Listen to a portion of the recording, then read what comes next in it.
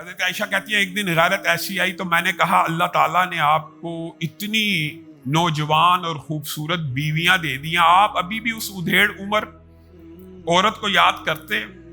تو رسول اللہ صلی اللہ علیہ وسلم نے کہا عائشہ خاموش ہو جاؤ، تمہیں نہیں پتا وہ کون تھی؟ جس وقت لوگ مجھ سے مال روکا کرتے تھے وہ مجھے مال دیا کرتی تھی، جس وقت لوگ مجھ پہ ایمان لے کے نہیں آئے تھے سب سے پہلے میرے پہ ایمان لے کے آئی تھی، جس وقت میں مشکلات اور مصیبتوں کا شکار تھا اس وقت خدیجہ میرے لیے ایک سایہ اور سائبان تھی، اور اسی وجہ سے حضرت خدیجہ کے اور جناب ابو طالب کے رحلت کے سال کو عام الحزن رسول اللہ صلی اللہ علیہ وسلم کے دور میں قرار دیا گیا۔ علامہ ہشام الہی ظہیر کے بیانات حاصل کرنے کے لیے